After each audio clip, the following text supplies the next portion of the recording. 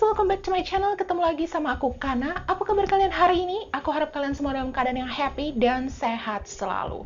So, sebelum aku mulai pembahasan aku pada hari ini, aku harap kalian mau support atau dukung aku supaya bisa menjadi lebih baik dan bisa memberikan informasi yang bermanfaat serta informatif bagi kalian semua. Caranya tuh gampang banget, cukup dengan klik tombol subscribe dan jangan lupa juga untuk klik tombol loncengnya supaya kalian tahu kalau aku masukin video baru. Are you ready, guys? Let's go.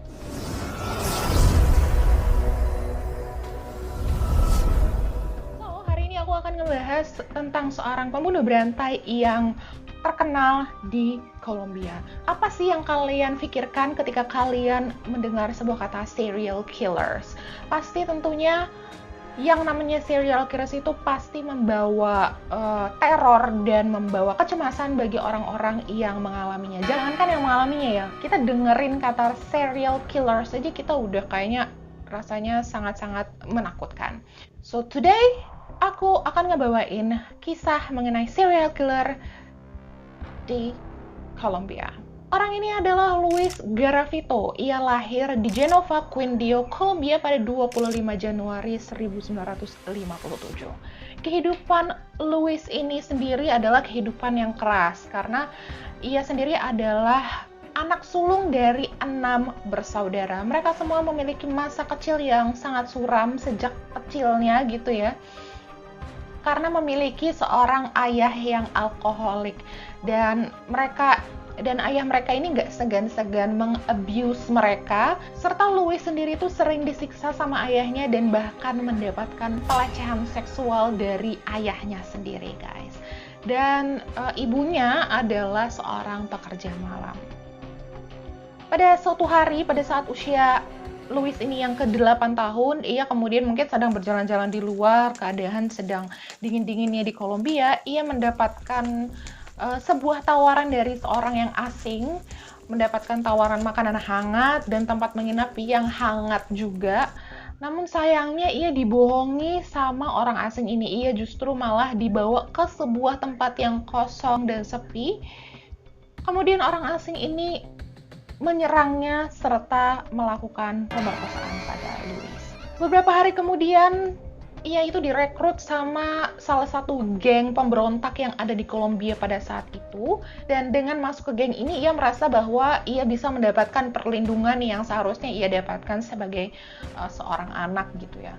Nah, geng pemberontak yang dimasuki sama Luis ini pada saat itu adalah geng yang memang suka membuat onar dan mencuri dan merampok dari rakyat Kolombia pada saat itu. Nah, saat usianya Luis ini yang ke-16 tahun, ia memutuskan untuk lari dari rumah, lari dari ayahnya, keluar dari rumah dan berkeliling ya dari satu kota ke kota lain untuk menyambung hidup. Jadi dia sambil keliling kota ya sambil mencari pekerjaan dari satu kota ke kota lain. Ia memulai pekerjaannya menjadi juru tulis di sebuah toko dan kemudian selain menjadi juru tulis, ia juga menjual kartu-kartu doa dan patung-patung religius.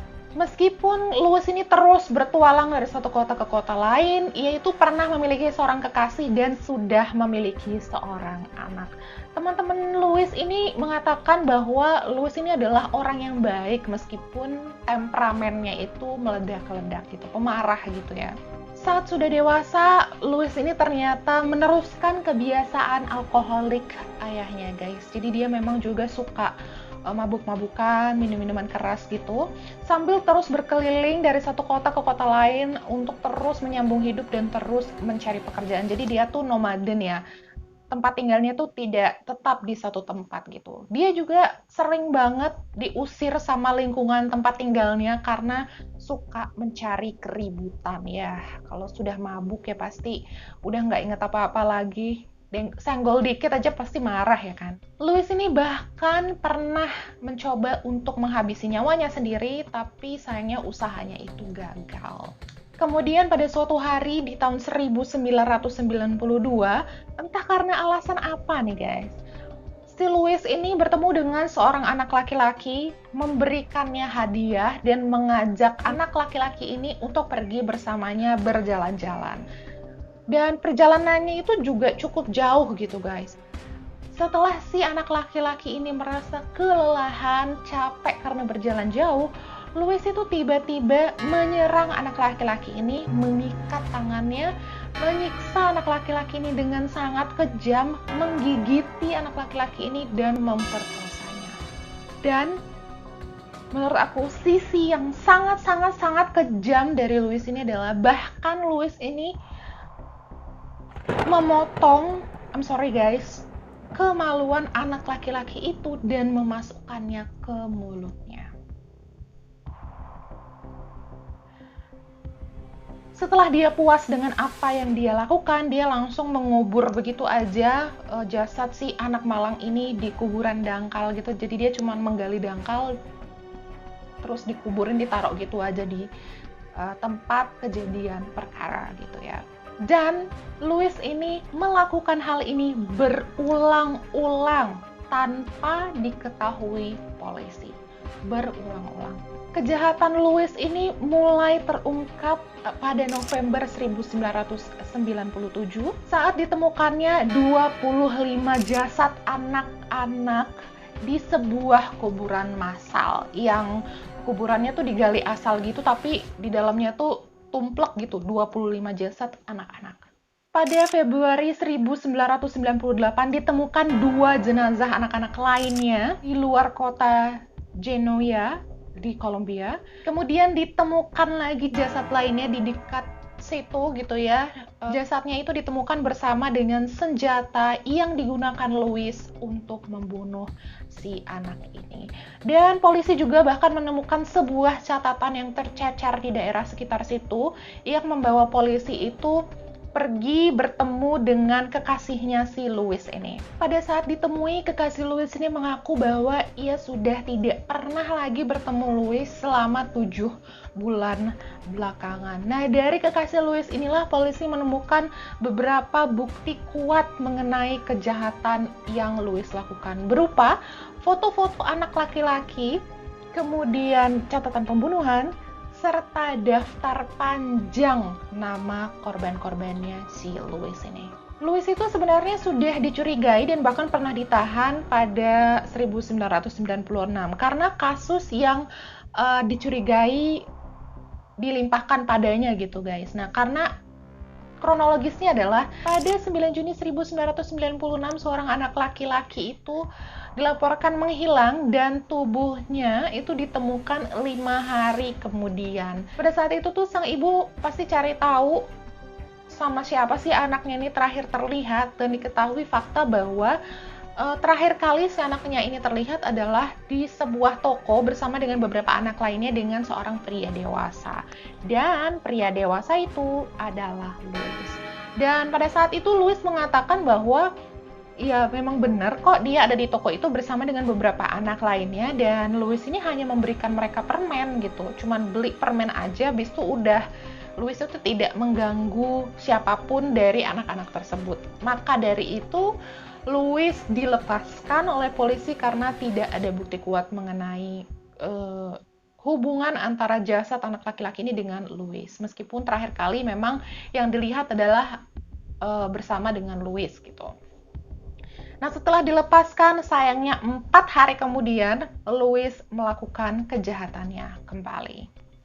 Polisi setelah mencari kemudian mendapatkan alamatnya si Louis ini. Polisi berhasil mendapatkan alamat tempat tinggalnya Louis dan langsung pergi ke sana untuk menangkap Louis. Tapi sayangnya pada saat mereka sampai, Louis itu sudah tidak lagi tinggal di sana. Jadi Louis ya masih dalam tahap pencarian.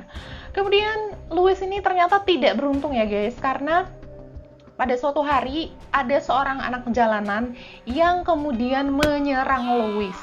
Karena ia melihat Louis sedang menyerang dan berusaha memaksa seorang anak untuk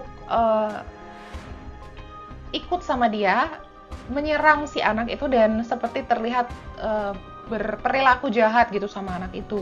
Maka dari itu anak jalanan ini menyerang Louis dan berusaha untuk menolong si anak itu. Louis akhirnya ditangkap pada 22 April 1999 dan kemudian saat diinterogasi Louis ini mengaku sudah membunuh belasan anak-anak. Motif dari Louis ini adalah kepuasan, guys. Dia merasa puas setelah apa yang dilakukannya, dan kata Louis, meskipun ia sudah merasa puas, tapi akan ada rasa penyesalan setelah pembunuhan itu ia lakukan. Gitu. Tetapi pada saat itu ia juga mengaku sama polisi kalau ia melakukan pemerkosaan pada anak-anak malang ini itu karena dia mabuk. Dan tubuhnya itu katanya dikuasai oleh sang penguasa. Pada akhirnya Louis itu mengaku bahwa ia telah melakukan pembunuhan terhadap 140 anak. Ia kemudian dituntut di pengadilan Kolombia dengan 172 kasus pembunuhan, namun yang terbukti adalah 138 pembunuhan. Ia kemudian mendapatkan vonis hukuman penjara 1.853 tahun. Berarti sama aja kayak hukuman seumur hidup ya guys. Tapi ada tetapinya nih guys. Hukum penjara di Kolombia itu dibatasi, dan pembatasan hukuman adalah 40 tahun penjara. Ya, jadi kalian mengerti kan? 1.800 ke 40 tahun penjara. Jadi karena hukum penjara di Kolombia itu waktu itu dibatasi hanya 40 tahun penjara, jadilah Louis itu mendapatkan hukuman 40 tahun penjara. Namun, masih ada namunnya nih. Karena dia itu sangat kooperatif. Polisi menganggap dia sangat kooperatif pada saat penangkapan dan interogasi. Hukumannya dipotong menjadi 22 tahun penjara dan diperkirakan ia akan bebas di 2021 mendatang.